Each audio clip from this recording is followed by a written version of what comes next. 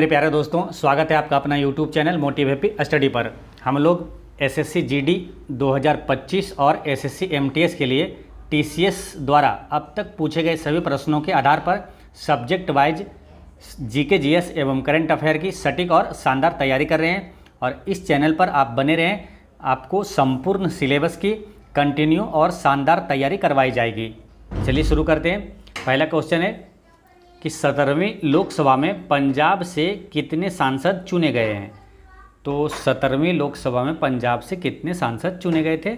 तो यानी कि इसमें सिंपल क्वेश्चन ये पूछा रहा है कि पंजाब में कितने लोकसभा सीट है। ठीक है, तो वही इसका आंसर हो जाएगा। तो पंजाब में लोकसभा सीट की संख्या है 13। ठीक है, तो याद रखना है पंजाब से लोकसभा सीट की संख्या है 13 और राज्यसभा सीट अगर पूछे तो वो है पंजाब से कितना, तो 7 है। ठीक है, पंजाब से लोकसभा सीट है 13 और राज्यसभा सीट है 7 है। ठीक है, ये ध्यान रखना है। अब ये ध्यान रखना है, कुछ महत्वपूर्ण प्रश्न है जो कि आपको नोट करना है। ठीक है, जैसे कि अभी वर्तमान में कौन सी लोकसभा चल रही है, तो वर्तमान में 18वीं लोकसभा चल रही है। ठीक है, तो ये याद रखना है। और हम लोग जो ये प्रश्न पूछा जाता है, ठीक है, तो इस टाइप के प्रश्न पूछे जाते हैं, इसलिए एक बार सभी राज्यों का लोकसभा सीट और राज्यसभा सीट सभी देखते हैं। ठीक है, तो पहले हम लोग देखते हैं लोकसभा सीट किस राज्य में कहाँ कितना है। ठीक है, सबसे ज़्यादा लोकसभा सीट की संख्या किस राज्य से है, तो उत्तर प्रदेश से सबसे ज़्यादा है। यूपी से 80 लोकसभा सीट है। उसके बाद है महाराष्ट्र से कितना है, 48 लोकसभा सीट है। पश्चिम बंगाल से पूछे कि लोकसभा सीट की संख्या कितनी है, तो 42 है। और बिहार से लोकसभा सीट की संख्या कितनी है, 40 है। नेक्स्ट है तमिलनाडु की बात करते हैं, तो तमिलनाडु से 39 है, बिहार से 40 और तमिलनाडु से 39 लोकसभा सीट है। मध्य प्रदेश से 29, कर्नाटक से 28, गुजरात से 26,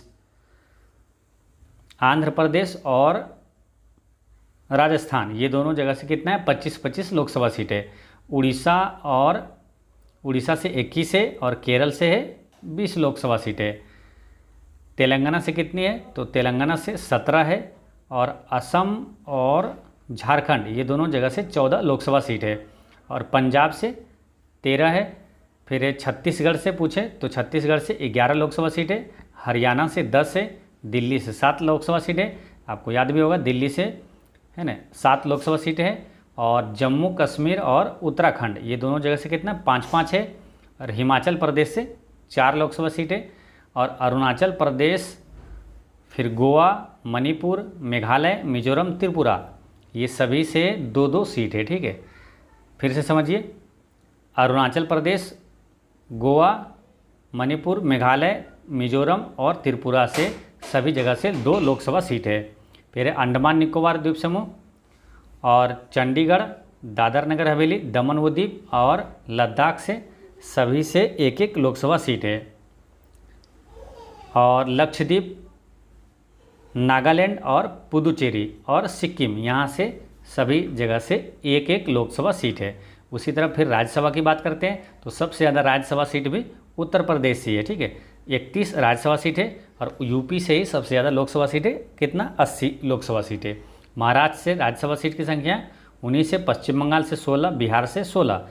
इसमें क्या पश्चिम बंगाल और बिहार दोनों में राज्यसभा सीट की संख्या बराबर है। और तमिलनाडु में 18 राज्यसभा सीट है। मध्य प्रदेश 11, कर्नाटक 12। फिर देखिए यहाँ पर देखिएगा कि मध्य प्रदेश और गुजरात और आंध्र प्रदेश ये तीनों जगह 11-11 राज्यसभा सीट है। फिर राजस्थान और उड़ीसा यहाँ 10-10 राज्यसभा सीट है। केरल से 9 है। तेलंगाना और असम ये दोनों जगह से 7-7 है। झारखंड से 6 राज्यसभा सीट है। और पंजाब से भी 7 है। और छत्तीसगढ़ की बात करते हैं, छत्तीसगढ़ और हरियाणा ये दोनों जगह से 5-5 राज्यसभा सीट है। दिल्ली से 3 है और जम्मू कश्मीर से 4 और उत्तराखंड और हिमाचल प्रदेश से 3-3 है। और अरुणाचल प्रदेश, गोवा, मणिपुर, मेघालय, मिजोरम यहाँ सब कितना है 1-1 राज्यसभा सीट है, जबकि लोकसभा सीट यहाँ सब 2-2 था। त्रिपुरा से भी 1 राज्यसभा सीट है। और यहाँ पर राज्यसभा सीट जहाँ लोकसभा सीट 1-1 था, वहाँ पर राज्यसभा सीट कितना है, वहाँ 1-1 मतलब कोई भी नहीं है। जैसे कि अंडमान निकोबार चंडीगढ़, दादरा नगर हवेली, दमन दीप, लद्दाख और लक्षद्वीप, ये सभी में एक भी राज्यसभा सीट नहीं है। नागालैंड और पुदुचेरी में एक एक राज्यसभा सीट है। सिक्किम से भी एक राज्यसभा सीट है। ठीक है, तो ये सभी चीज़ें ध्यान रखना है। अच्छा, क्वेश्चन पहले आते हैं, इसमें कुछ इंपॉर्टेंट चीज़ें और भी आपको नोट कर लेना है। जैसे कि इसमें 17वीं लोकसभा है, अभी वर्तमान में 18वीं लोकसभा चल रही है, और इस टाइप के प्रश्न पूछा जाता है जैसे कि नरेंद्र मोदी भारत के किवें प्रधानमंत्री है, तो 14वें प्रधानमंत्री है, ये है नरेंद्र मोदी। ठीक है, और द्रौपदी मुर्मू है, वो केवें राष्ट्रपति है, तो 15वीं राष्ट्रपति है द्रौपदी मुर्मू। और जगदीप धनखड़ जो है केवें उपराष्ट्रपति है, तो वो 14वीं उपराष्ट्रपति। ठीक है, तो उपराष्ट्रपति और प्रधानमंत्री ये दोनों 14वें हैं, और राष्ट्रपति जो है ये 15वें राष्ट्रपति है। ठीक है, तो ये ध्यान रखना है। चलिए नेक्स्ट क्वेश्चन पे चलते हैं।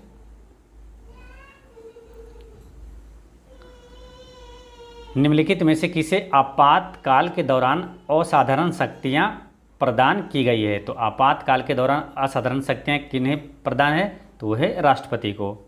ठीक है, आपातकाल के दौरान असाधारण शक्तियां राष्ट्रपति को प्राप्त है।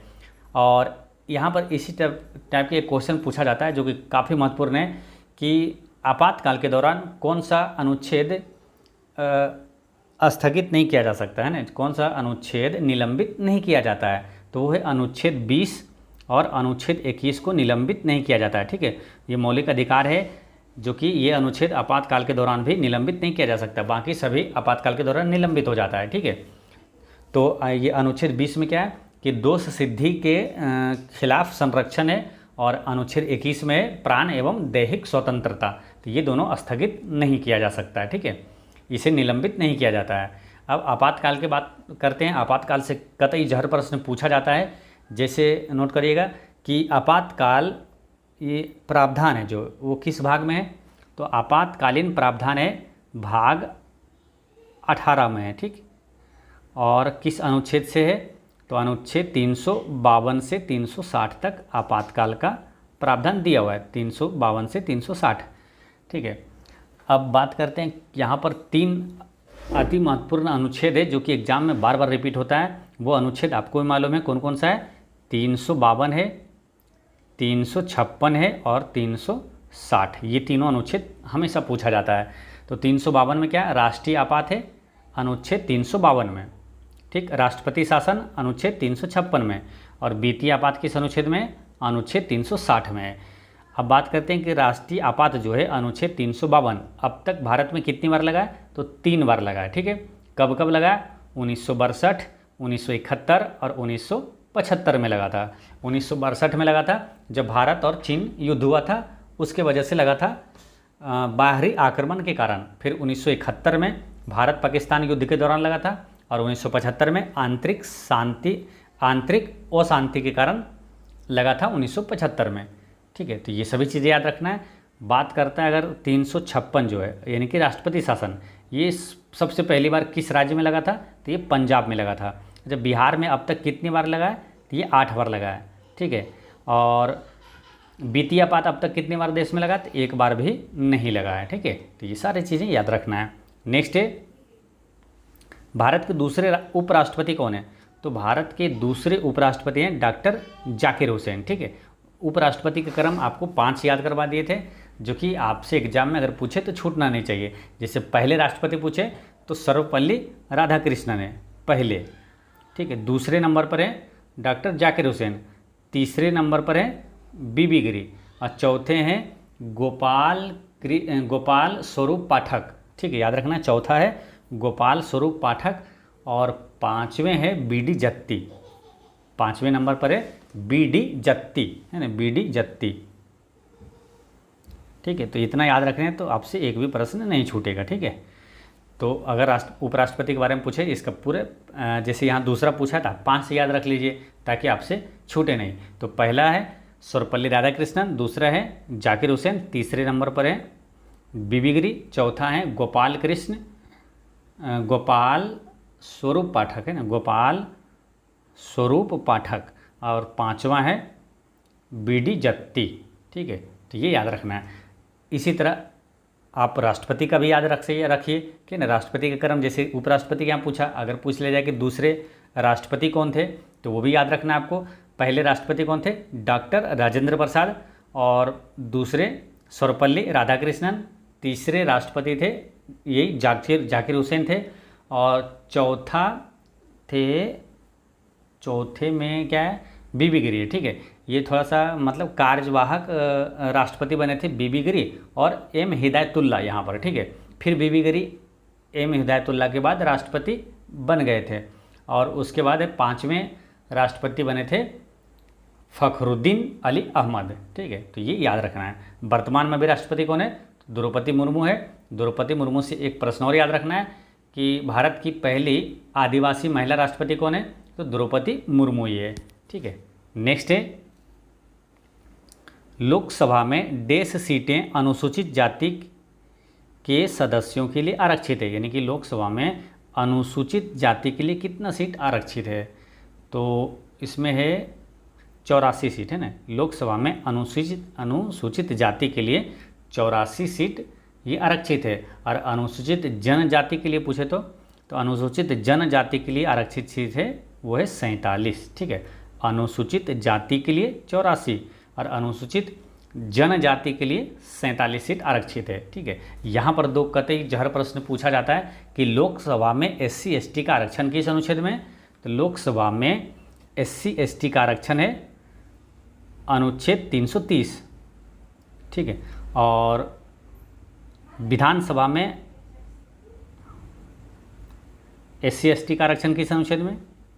तो अनुच्छेद 332 में। ठीक है, इसे याद कैसे रखना है कि विधानसभा 32 यानी कि विधानसभा में SC ST का आरक्षण है अनुच्छेद 332 में, और लोकसभा में SC ST का आरक्षण है अनुच्छेद 330 में। ठीक है, तो ये दोनों याद रखना है।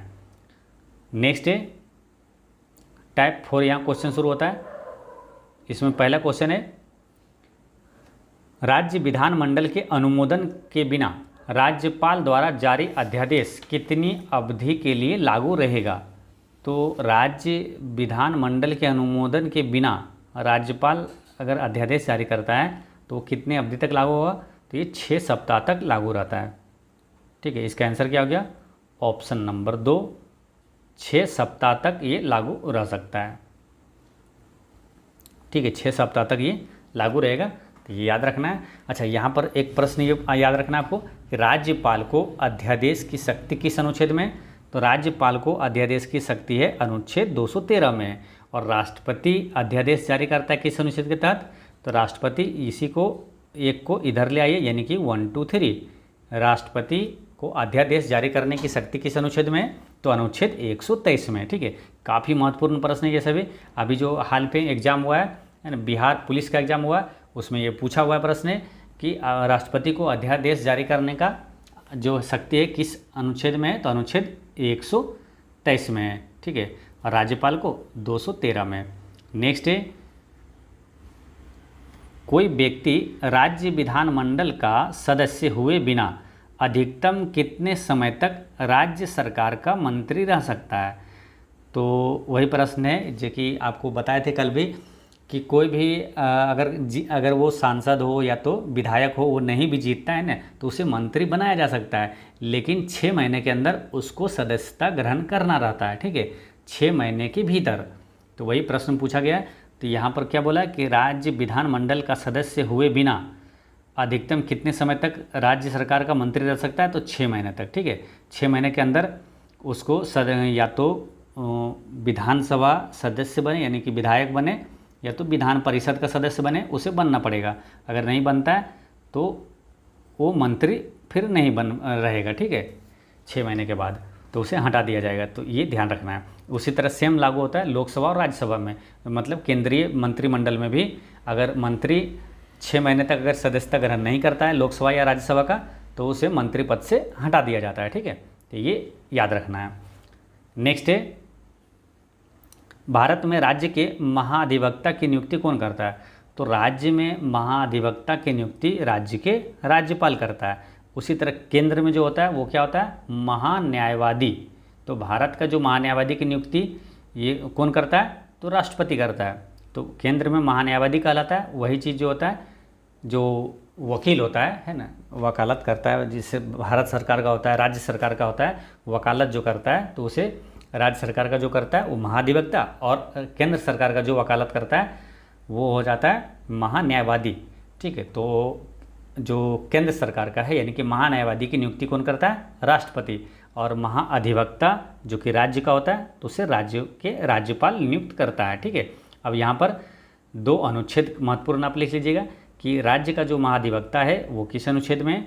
अनुच्छेद 165 में। और महान्यायवादी की नियुक्ति जो राष्ट्रपति करता है किस अनुच्छेद के तहत? अनुच्छेद 76 के तहत। नेक्स्ट है, भारत के संविधान के कौन से अनुच्छेद में यह प्रावधान किया गया है कि प्रत्येक राज्य में एक राज्यपाल होगा? तो प्रत्येक राज्य का एक राज्यपाल होगा, ये किस अनुच्छेद में? अनुच्छेद 153 में। ठीक है, तो ये हो गया राज्यपाल। ठीक है, राज्यपाल का पद हो गया अनुच्छेद 153। अच्छा, राष्ट्रपति का पद किस अनुच्छेद में? तो अनुच्छेद 52। उपराष्ट्रपति का पद अनुच्छेद 63। अब मुख्यमंत्री की नियुक्ति किस अनुच्छेद के तहत किया जाता है? अनुच्छेद 164। ठीक है, तो यहाँ 4 अनुच्छेद बताएं जो कि काफ़ी महत्वपूर्ण है। राज्यपाल, प्रत्येक राज्य का राज्यपाल होगा, अनुच्छेद 153। भारत का राष्ट्रपति का जो पद है वो अनुच्छेद 52।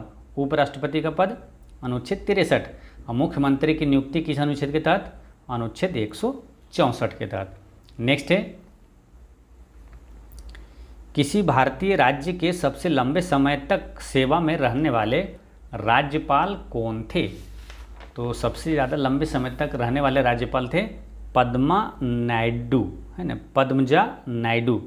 ये पद्मजा नायडू जो है ये सरोजनी नायडू की बेटी थी। ठीक है, तो सरोजनी नायडू जो है ये इनकी बेटी थी पद्मजा नायडू, जो कि पश्चिम बंगाल की पहली महिला राज्यपाल के रूप में कार्य किया। और वो 3 नवंबर 1956 से 1 जून 1967 तक, है ना, 1956 से 67 यानी कि लगभग 11 वर्ष तक एक भारतीय राज्य की सबसे लंबे समय तक सेवा देने वाली राज्यपाल बनी थी। ठीक है, तो ये याद रखना है। तो सबसे लंबे समय तक राज्यपाल हो गया पद्मजा नायडू। अगर इसी तरह प्रश्न पूछा जाता है कि सबसे लंबे समय तक मुख्यमंत्री रहने वाले कौन है, तो वह पवन कुमार चामलिंग, है ना, पवन कुमार चामलिंग है, जो कि सिक्किम के मुख्यमंत्री थे। और वो 24 वर्ष 165 दिन तक मुख्यमंत्री रहे थे वो। ठीक है, पवन कुमार चामलिंग। ठीक है, तो ये याद रखना है। अच्छा, सबसे लंबे समय तक अगर प्रधानमंत्री पूछे तो वो है पंडित जवाहरलाल नेहरू थे, जो कि लगभग 17 वर्ष तक ये प्रधानमंत्री के पद पर रहे थे। और सबसे लंबे समय तक राष्ट्रपति रहने वाले तो वो हैं कौन? डॉक्टर राजेंद्र प्रसाद, जो कि 50 से 62 तक रहे थे, 1950 से 1962 तक। ठीक है, तो यानी कि प्रधानमंत्री और राष्ट्रपति में आसान ये है कि जो पहले प्रधानमंत्री थे वो सबसे लंबे समय तक रहे, उसी तरह पहले जो राष्ट्रपति थे भारत के वो भी सबसे लंबे समय तक रहे थे। ठीक है, नेक्स्ट है, केंद्र शासित प्रदेश दादरा और नागर हवेली की राजधानी निम्नलिखित में से कौन सी है? तो दादरा और नागर हवेली की राजधानी कौन सी है? तो यहाँ पर इसका आंसर हो जाएगा क्या? सिलवासा। ठीक है, इसका करेक्ट आंसर हो जाएगा यहाँ सिलवासा। ठीक है, अब आपको याद करवाते हैं कि जो केंद्र शासित प्रदेश है उसकी जो वर्तमान अभी राजधानी है तो वो कहाँ है और कौन कौन सा केंद्र शासित प्रदेश है, उसकी राजधानी कहाँ है, तो काफ़ी महत्वपूर्ण रहेगा, इसको याद रखना है आपको। जैसे वर्तमान में कितना 28 राज्य है और 8 केंद्र शासित प्रदेश है। तो 8 केंद्र शासित प्रदेश का राजधानी देखते हैं। तो अंडमान और निकोबार द्वीप समूह की राजधानी कहाँ है? पोर्ट ब्लेयर है। चंडीगढ़ की राजधानी चंडीगढ़। और दादर और नगर हवेली और दमन और दीप, ये दोनों सबको एक ही मिला दिया गया। ठीक है, दमन और दीप को, दादर और नगर हवेली को मिलाकर एक ही केंद्र शासित प्रदेश बना दिया गया है। तो इसकी राजधानी है दमन। ठीक है, दादर नगर हवेली और दमन और दीप की राजधानी कहाँ है? तो दमन है। नेक्स्ट है कि राजधानी जो अपना है दिल्ली। ठीक है, दिल्ली का राजधानी कहाँ है? तो वो है दिल्ली है। नेक्स्ट है जम्मू कश्मीर, है ना, जम्मू कश्मीर की राजधानी 2 है, जो कि ग्रीष्मकालीन में होता है श्रीनगर और शीतकालीन राजधानी है जम्मू। ठीक है, तो इसमें कन्फ्यूजन ना हो और याद रहे तो कैसे याद रख लेना है? शीतकालीन। ठीक है, तो शीत मतलब क्या होता है? जब शीत पड़ता है यानी कि ठंड होती है तो चीज़ें क्या होती है? जम जाता है। ठीक है, तो शीतकालीन में ही तो जमेगा। तो शीतकाल में जम्मू हो जाती है राजधानी, ठीक है। जम्मू यानी जमुना से रिलेट करेंगे, ठीक है, जम गया, तो शीतकालीन राजधानी जम्मू हो गया और ग्रीष्मकालीन श्रीनगर हो गया। लद्दाख की राजधानी लेह है, लद्दाख की राजधानी कहाँ है? लेह, जो कि भारत में सबसे कम वर्षा कहाँ होती है? तो लद्दाख की राजधानी लेह में ही होता है। लक्षद्वीप की राजधानी कहाँ है? कावारत्ती, लक्षद्वीप की राजधानी कावारत्ती है। पुदुचेरी की राजधानी है पुदुचेरी, ठीक है। तो लक्षद्वीप का याद रखना है, राजधानी कहाँ है? कावारत्ती है, ठीक है। अच्छा, यहाँ पर कुछ दो महत्वपूर्ण प्रश्न आपको और लिखना है कि जम्मू कश्मीर केंद्र शासित प्रदेश का गठन कब हुआ था। काफ़ी महत्वपूर्ण है, इसे याद रखना है, पूछेगा तो छूटना नहीं चाहिए, ठीक है। जम्मू कश्मीर केंद्र शासित प्रदेश के रूप में इसका गठन कब हुआ था? तो 31 अक्टूबर 2019 को, ठीक है। तो यहाँ ध्यान रखना है, ये अक्टूबर पे भी ध्यान रखना है क्योंकि ऑप्शन में दिसंबर भी देगा, ठीक है। 31 अक्टूबर 2019, अब वहाँ पर ऑप्शन दे देगा 31 दिसंबर 2019, तो ये अक्टूबर वाला पर ध्यान रखना है, ठीक है। यानी कि नोट लास्ट, यानी दिसंबर वाला नहीं, अक्टूबर, ठीक है। और 31 अक्टूबर 2019 को ही लद्दाख भी केंद्र शासित प्रदेश बना था, यानी लद्दाख केंद्र शासित प्रदेश के रूप में लद्दाख का गठन हुआ था। यानी दोनों है ना, जम्मू कश्मीर और लद्दाख, ये दोनों का गठन एक ही समय हुआ था, 31 अक्टूबर 2019 को। नेक्स्ट है, किसी भारतीय राज्य की राज्यपाल है ना बनने वाली पहली महिला कौन थी? तो मैंने पहली महिला राज्यपाल किसी भी राज्य की वो कौन बनी थी? तो सरोजनी नायडू, ऑप्शन नंबर 1 हो गया आंसर, सरोजनी नायडू। इसी तरह क्वेश्चन कौन सा है कि पहली महिला मुख्यमंत्री कौन बनी थी? तो वो थी सुचिता कृपलानी। और ये दोनों मुख्यमंत्री और राज्यपाल जो बनी थी ये उत्तर प्रदेश की बनी थी, ठीक है। ये दोनों उत्तर प्रदेश में ही बनी थी, पहली महिला राज्यपाल सरोजिनी नायडू और पहली महिला मुख्यमंत्री सुचिता कृपलानी, ठीक है। अच्छा, सरोजिनी नायडू से और भी प्रश्न पूछा जाता है, कौन सा आता है कि भारतीय राष्ट्रीय कांग्रेस की पहली भारतीय महिला अध्यक्ष कौन थी? तो वो थी सरोजिनी नायडू, ठीक। अच्छा, महात्मा गांधी की गिरफ्तारी के बाद दांडी मार्च का नेतृत्व किसने किया था? तो अब्बास तैयब जी ने किया था। लेकिन अब्बास तैयब जी का भी अगर गिरफ्तारी फिर हो गया था तो नेतृत्व किसने किया था? सरोजिनी नायडू ने किया था, ठीक है। तो यहाँ पर ध्यान ये देना है कि अगर क्वेश्चन पूछा जाता है कि महात्मा गांधी की गिरफ्तारी के बाद दांडी मार्च का नेतृत्व किसने किया था, अगर ऑप्शन में अब्बास तैयब जी नहीं रहे तो आंसर क्या हो जाएगा? सरोजिनी नायडू। या तो क्वेश्चन पूछ लिया जाए कि अब्बास तैयब जी की गिरफ्तारी के बाद नेतृत्व किसने किया था, तो आंसर हो जाएगा सरोजिनी नायडू हो जाएगा, ठीक है। तो ये याद रखना है।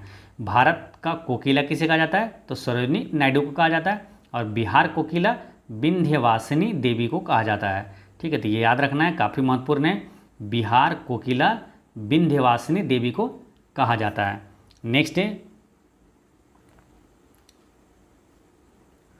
स्वतंत्रता सेनानी सुचिता कृपलानी किस राज्य की पहली महिला मुख्यमंत्री बनी थी? तो पहली महिला मुख्यमंत्री किस राज्य की? तो उत्तर प्रदेश की बनी थी। और जो पहली महिला राज्यपाल है सरोजिनी नायडू, वो भी उत्तर प्रदेश की ही बनी थी, ठीक है। तो ये ध्यान रखना है।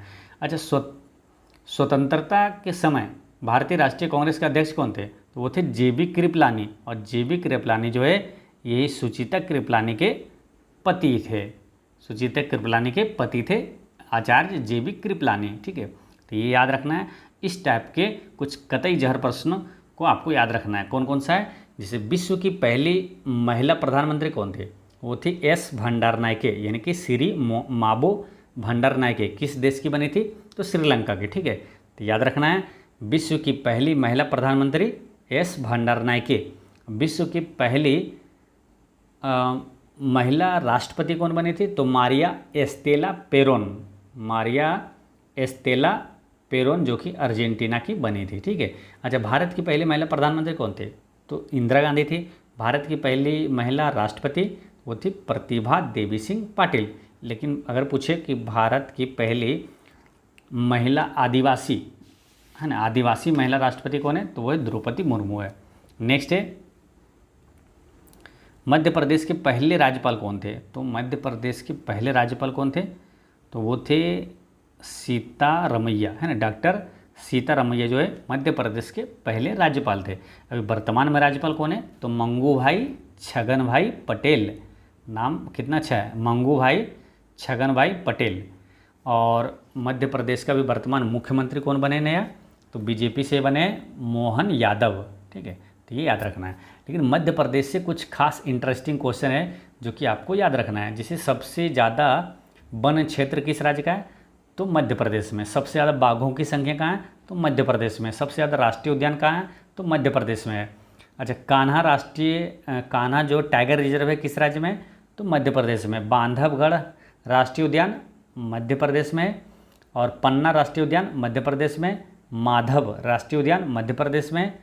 और कूनो नेशनल पार्क, जिसमें कि नामीबिया से लाए गए चीते को रखा गया था कहाँ, कूनो राष्ट्रीय उद्यान में। कूनो राष्ट्रीय उद्यान कहाँ, मध्य प्रदेश में। ठीक है, एक बार फिर समझिए सभी चीज़ें।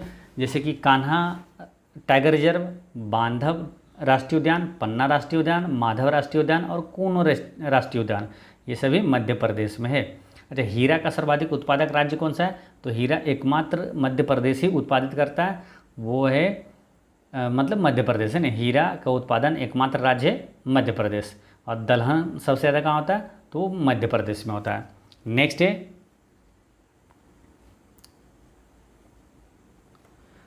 यदि किसी राज्य के राज्यपाल को लगता है कि एंग्लो इंडियन समुदाय को राज्य की विधानसभा में प्रतिनिधित्व की आवश्यकता है, उनका पर्याप्त प्रतिनिधित्व नहीं है, तो वो उस समुदाय के देश को विधानसभा में मनोनीत कर सकता है। तो वह एक सदस्य को, है ना, उस समुदाय के एक सदस्य को विधानसभा में मनोनीत कर सकता है। ठीक है, क्वेश्चन एक बार फिर समझ लीजिए कि यदि किसी राज्य के राज्यपाल को लगता है कि एंग्लो इंडियन समुदाय को राज्य के विधानसभा में प्रतिनिधित्व की आवश्यकता है और उनका पर्याप्त प्रतिनिधित्व नहीं है, तो वह उस समुदाय के एक सदस्य को विधानसभा में मनोनीत कर सकता है। ठीक है, तो ये याद रखना है। और लोकसभा में SC/ST का आरक्षण जो है वो किस अनुच्छेद में है, अनुच्छेद 330 में है। और विधानसभा 32 यानी 332 में। ठीक है, तो ये सारी चीज़ें याद रखना है। नेक्स्ट है,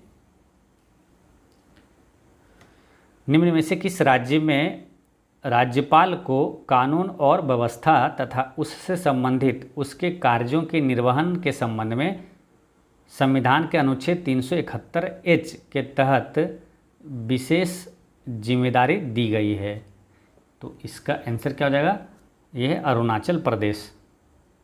ठीक है, क्वेश्चन एक बार फिर समझिए।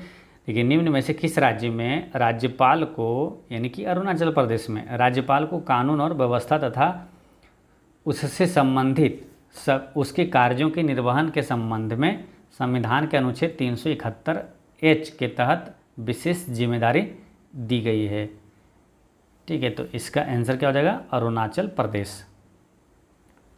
ठीक है, अरुणाचल प्रदेश से कुछ इंपॉर्टेंट क्वेश्चन और भी आता है, जैसे कि नाम दफा राष्ट्रीय उद्यान किस राज्य में है, तो अरुणाचल प्रदेश में है। बोमडिला दर्रा किस राज्य में है, तो बोमडिला दर्रा है अरुणाचल प्रदेश में। और दीफू दर्रा अरुणाचल प्रदेश में। और यांगयाप दर्रा है, वही यांगयाप दर्रा, तो वो कहाँ है, वो भी अरुणाचल प्रदेश में है। ठीक है, तो इसके याद ऐसे रख लेना है, बो दिया। ठीक है, बो दिया, जैसे बोलते हैं ना बीज बो दिया, तो बो दिया यानी कि बो दिया अरुणाचल प्रदेश में, बीज बो दिया ऐसे रिलेट कर सकते हैं, बीज बो दिया अरुणाचल प्रदेश में। ठीक है, तो बो दिया से हो गया बोमडिला और दीफू दर्रा और यांगयाप दर्रा। ठीक है, और ये कहाँ है, सभी अरुणाचल प्रदेश में। ठीक है, अरुणाचल प्रदेश। अच्छा, भारत में सबसे पहले सूर्योदय कहाँ, किस राज्य में उगता है, सूर्योदय सबसे पहले भारत के किस राज्य में होता है, तो अरुणाचल प्रदेश में होता है। भारत का सबसे पूर्वी बिंदु कौन सा है, तो वह है कीबीथू, कीबीथू, जो कि अरुणाचल प्रदेश में है। और अरुणाचल प्रदेश की राजधानी ईटानगर है। नेक्स्ट है, भारतीय संविधान का कौन सा अनुच्छेद राज्यपाल की सभी कार्यपालिका शक्तियों से संबंधित है, तो कौन सा अनुच्छेद राज्यपाल की सभी कार्यपालिका शक्तियों से संबंधित है, तो इसका आंसर है ऑप्शन नंबर 3 154। अनुच्छेद 154 में राज्यपाल की सभी कार्यपालिका शक्ति के बारे में दिया हुआ है। ठीक है, अनुच्छेद 154। अब यहीं पर कुछ अनुच्छेद काफ़ी महत्वपूर्ण है, उसे याद रखना है। जैसे कि राज्यपाल का पद है, यानी कि प्रत्येक राज्य का एक राज्यपाल होगा, ये किस अनुच्छेद में कहा गया है, तो अनुच्छेद 153 में। ठीक है, अनुच्छेद 153 में। राज्यपाल को क्षमादान की शक्ति किस अनुच्छेद में? अनुच्छेद 161 में। और राज्यपाल को अध्यादेश जारी करने की शक्ति किस अनुच्छेद में? तो अनुच्छेद 213 में है ना। राज्यपाल को अध्यादेश जारी करने की शक्ति अनुच्छेद 213 है। वही राष्ट्रपति का कद अध्यादेश जारी, तो एक इधर कर देते हैं, है ना। 1 2 3 123 के तहत राष्ट्रपति अध्यादेश जारी करता है। नेक्स्ट है, कर्नाटक राज्य में विधान परिषद के कितने सदस्य हैं? तो कर्नाटक राज्य में विधान परिषद के कितने सदस्य हैं वो पूछा जा रहा है। तो इसका आंसर क्या हो जाएगा? ऑप्शन नंबर 3 है इसका आंसर, 75। ठीक है, कर्नाटक राज्य में विधान परिषद के सदस्य कितने हैं? तो वो है 75 सदस्य। ठीक है, तो ये याद रखना है। और बिहार विधान परिषद में कितना है मालूम? अगर पूछ लिया जाए कि बिहार विधान परिषद में सदस्यों की संख्या कितनी है, तो वो है 75। और बिहार जो विधानसभा है उसमें सीटों की संख्या कितना? विधानसभा में 243 है। ठीक है, तो याद रखना है। कर्नाटक से कुछ कतई जहर प्रश्न है जो कि पूछा जाता है, याद रखना है। जैसे कि बांदीपुर राष्ट्रीय उद्यान किस राज्य में है? तो बांदीपुर राष्ट्रीय उद्यान है कहाँ? बांदीपुर राष्ट्रीय उद्यान कर्नाटक में है। अब बन्नेरघाटा राष्ट्रीय उद्यान कर्नाटक में है। और नागरहोल राष्ट्रीय उद्यान कर्नाटक में है। और कुद्रेमुख राष्ट्रीय उद्यान तो वो भी कर्नाटक में है। ठीक है, यानी कि 4 राष्ट्रीय उद्यान जो है काफ़ी महत्वपूर्ण है जो कि कर्नाटक में है। क्या है? बांदीपुर, बन्नेरघाटा, नागरहोल और कुद्रेमुख। ठीक है, इसे ऐसे याद रखना है कि बन के हवा में बेजुआ में दिल लगाने आऊँगा। तो बन के से मतलब रखना है, बाकी सब क्या है? गाना में जो है बाकी सब नाटक है, यानी ये कर्नाटक में है। बन के से मतलब रखना है, यानी कि बांदीपुर, बन्नेरघाटा, नागरहोल और कुद्रेमुख। ठीक है, तो ये चारों राष्ट्रीय उद्यान कर्नाटक में है।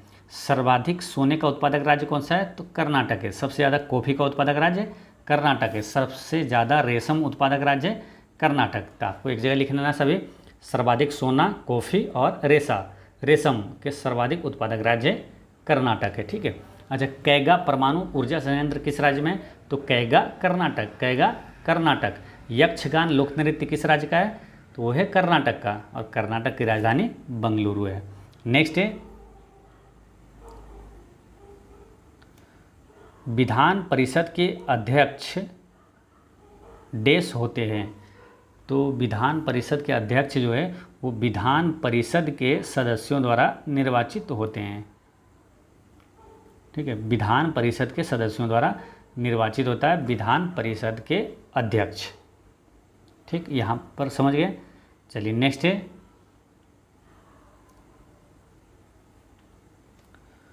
भारतीय संविधान के अनुसार ऐसे अधिकतम कितने राज्य हैं जहां केवल एक ही व्यक्ति को राज्यपाल नियुक्त किया जा सकता है?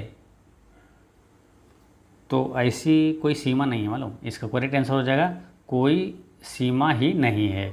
ठीक है, भारतीय संविधान के अनुसार ऐसे अधिकतम कितने राज्य हैं जहां केवल एक ही व्यक्ति को राज्यपाल नियुक्त किया जा सकता है?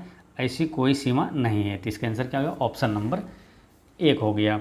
नेक्स्ट है, निम्नलिखित में से किस राज्य के राज्य विधानमंडल में 2 सदन हैं? 2 सदन का मतलब होता है कि विधानसभा भी हो और विधान परिषद भी हो। तो विधान परिषद अभी कितने राज्यों में है? तो 6 राज्यों में है। ठीक है, अब 6 राज्य कौन कौन सा वो याद रखते हैं तो आंसर यहाँ से आसानी से बन जाता है। और इस टाइप से कई प्रश्न पूछा जाएगा, सभी आंसर आपसे बन जाएगा। ठीक है, तो विधान परिषद जो है 6 राज्यों में कौन कौन सा है? तो वह है महाराष्ट्र, आंध्र प्रदेश,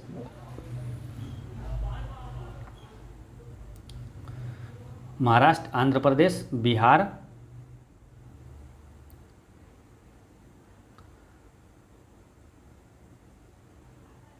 उसके बाद कर्नाटक,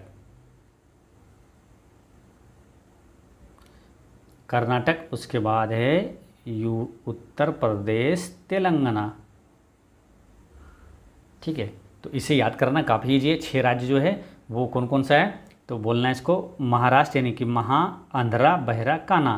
तो ये 4 राज्य हो जाएगा आपसे याद आसानी से। महा, आंध्रा, बहरा, काना, यानी कि महा से हो गया महाराष्ट्र, आंध्रा यानी आंध्र प्रदेश, बहरा यानी बिहार, काना यानी कर्नाटक। तो ये 4 राज्य हो गए, ये है ना। 6 राज्यों में विधान परिषद है, तो कौन कौन सा? महा, आंध्रा, बहरा, काना यानी कि महाराष्ट्र, आंध्रा से आंध्र प्रदेश, बहरा यानी बिहार और काना यानी कर्नाटक, ये 4 हो गया। फिर उत्तर तेलंगाना यानी उत्तर प्रदेश और तेलंगाना, ठीक है। तो ऐसे याद रख लेना है, महा, आंध्रा, बहरा, काना, उत्तर तेलंगाना। तो ये 6 राज्य में विधान परिषद है, ठीक है। तो ये याद रखना है। नेक्स्ट है, तो इसमें अब आंसर क्या हो जाएगा? देखिए क्या पूछा है कि किस राज्य के राज्य विधानमंडल में 2 सदन है, यानी कि विधान परिषद भी होगा। तो विधान परिषद ऑप्शन में बताया क्या? महा, आंध्रा, बहरा। तो महा जैसे आया यहाँ टिक कर दिए, ठीक है। तो यहाँ पर आंसर हो जाता है कि यहाँ 2 सदन है, ठीक है। नेक्स्ट है, भारत के संविधान के अनुसार प्रत्येक राज्य की प्रत्येक विधानसभा जब तक कि जल्द ही भंग न हो जाए अपनी पहली बैठक के लिए नियत तिथि से डेज तक जारी रहेगी। तो विधानसभा हो या तो लोकसभा हो, ठीक है, ये सभी क्या है? जनरली 5 वर्ष तक जारी रहता है, जब तक कोई इसमें बाधा ना हो, जब तक इसे भंग ना किया जाए। तो आंसर क्या हो जाएगा? 5 वर्ष तक जारी रहेगा। इसका आंसर हो जाएगा ऑप्शन नंबर 4, ठीक है। 5 साल तक ये जारी रहेगा, ठीक है। और यहाँ से एक प्रश्न ये याद रखना आपको कि जो विधानसभा सीट जो है और विधान परिषद की सीट, तो विधान परिषद जो सीट होता है वो विधानसभा में सीटों की कुल संख्या जो है, ठीक है, वो कुल सीटों की सदस्यों की संख्या का 1/3 से ज़्यादा नहीं होता है, ठीक है। यानी कि विधान परिषद की जो सदस्य संख्या होता है किसी उसी राज्य का विधान सभा के सदस्यों के 1/3 से ज़्यादा नहीं होना चाहिए और 40 से कम नहीं हो सकता है, ठीक है। तो ये याद रखना है। नेक्स्ट है, भारतीय संविधान के अनुसार भारत में राज्य विधानसभा का कार्यकाल कितना होता है? तो राज्य विधानसभा का कार्यकाल पूछे, लोकसभा का, ठीक है, ये सभी का 5 वर्ष होता है। इसका आंसर क्या जाएगा? Option number 3। नेक्स्ट है, 10 अप्रैल 2022 तक की स्थिति के अनुसार निम्नलिखित में से किस राज्य में द्विसदनीय विधायिका है? तो द्विसदनीय विधायिका यानी कि विधान परिषद भी होना चाहिए। तो विधान परिषद होना चाहिए यानी कि महा, आंध्रा, बहरा, काना, उत्तर तेलंगाना। तो ये 6 राज्यों में से कोई होना चाहिए, ठीक है। जबकि वहाँ पर विधान परिषद भी है। तो 6 राज्यों में से कौन सा? महा, आंध्रा, बहरा। तो महा नहीं है, आंध्रा नहीं है, बहरा नहीं है, काना नहीं है, उत्तर तेलंगाना, उत्तर प्रदेश है यहाँ देखिए। तो यानी कि यहाँ द्विसदनीय विधायिका है। तो इसका करेक्ट आंसर हो गया ऑप्शन नंबर 1 हो गया, ठीक है। तो ये चीज़ें याद रखना है। नेक्स्ट है, ये काफ़ी आसान रहेगा याद, ठीक है। नेक्स्ट है कि संविधान अनुसूचित जाति और अनुसूचित जनजाति आदेश विधेयक 2022 को भारत के देश राज्य में पेश किया गया था। तो इसका आंसर क्या हो जाएगा? झारखंड, ठीक है। देखिए, संविधान अनुसूचित जाति और अनुसूचित जनजाति आदेश विधेयक 2022 को भारत के झारखंड राज्य में पेश किया गया, ठीक है। और झारखंड से कुछ इंपॉर्टेंट क्वेश्चन याद रखने हैं। जैसे झारखंड का गठन कब हुआ था? तो झारखंड राज्य का गठन 15 नवंबर 2000 को हुआ था, जिसमें कि 3 राज्य बना था 2000 ईस्वी में। कौन कौन सा? छत्तीसगढ़, उत्तराखंड और झारखंड। छप्पर उड़ा झाड़ के, छत्तीसगढ़, उत्तराखंड और झारखंड, ठीक है। अच्छा, सरहुल त्यौहार ये किस राज्य का है? तो सरहुल त्यौहार है झारखंड का, ठीक है, याद रखना है। सरहुल त्यौहार कहाँ मनाया जाता है? तो झारखंड में। अच्छा, सर्वाधिक कोयले का उत्पादक राज्य पूछे या तो भंडारण भी पूछे तो वो क्या हो जाएगा? झारखंड हो जाएगा, ठीक है। तो ये याद रखना है। नेक्स्ट है, राज्य चुनाव आयुक्त की नियुक्ति कौन करता है? राज्य चुनाव आयुक्त की नियुक्ति कौन करता है? तो राज्य चुनाव आयुक्त की नियुक्ति कौन करेगा? राज्यपाल, है ना। इसका आंसर क्या हो जाएगा? ऑप्शन नंबर 1 राज्यपाल, है ना। तो क्वेश्चन क्या था कि राज्य चुनाव आयुक्त की नियुक्ति राज्यपाल द्वारा किया जाता है। उसी तरह अगर पूछा जाए कि केंद्रीय जो मुख्य चुनाव आयुक्त होता है उसको नियुक्ति कौन करता है? तो राष्ट्रपति द्वारा किया जाता है, ठीक है। केंद्रीय जो होता है भारत सरकार का मुख्य चुनाव आयुक्त की नियुक्ति राष्ट्रपति करता है, ठीक है। अच्छा, बिहार में राज्य मानवाधिकार आयोग की स्थापना कब हुआ मालूम? बिहार में अगर पूछ लिया जाए कि राज्य मानवाधिकार आयोग की स्थापना कब हुआ था? तो 2000 ईस्वी में हुआ था, ठीक है। तो ये याद रखना है। अच्छा, वर्तमान में भी भारत के मुख्य चुनाव आयुक्त कौन है? तो वह राजीव कुमार है। ठीक है, और इस तरह से आपका है ना क्लास 7 वीडियो होता है समाप्त। ठीक है, और पिछली वीडियो मैंने आपसे क्वेश्चन पूछा था कि वर्तमान में मुख्य चुनाव आयुक्त कौन है। यही क्वेश्चन पूछे थे आपसे कि वर्तमान में भारत का मुख्य चुनाव आयुक्त कौन है? तो वह राजीव कुमार है। और आज का क्वेश्चन है कि भारत का नियंत्रक एवं महालेखा परीक्षक यानी कि CAG, भारत का नियंत्रक एवं महालेखा परीक्षक अभी वर्तमान में कौन है? तो इसका आंसर आप कमेंट में दीजिएगा, और कोई भी डाउट हो तो कमेंट में पूछिएगा। और एक चीज़ हमेशा याद रखना है कि आपकी मुस्कान एक अनमोल खजाना है, इसे छोटी छोटी बातों में खोने ना दें। पढ़ते रहें, मुस्कुराते रहें। जय हिंद दोस्तों।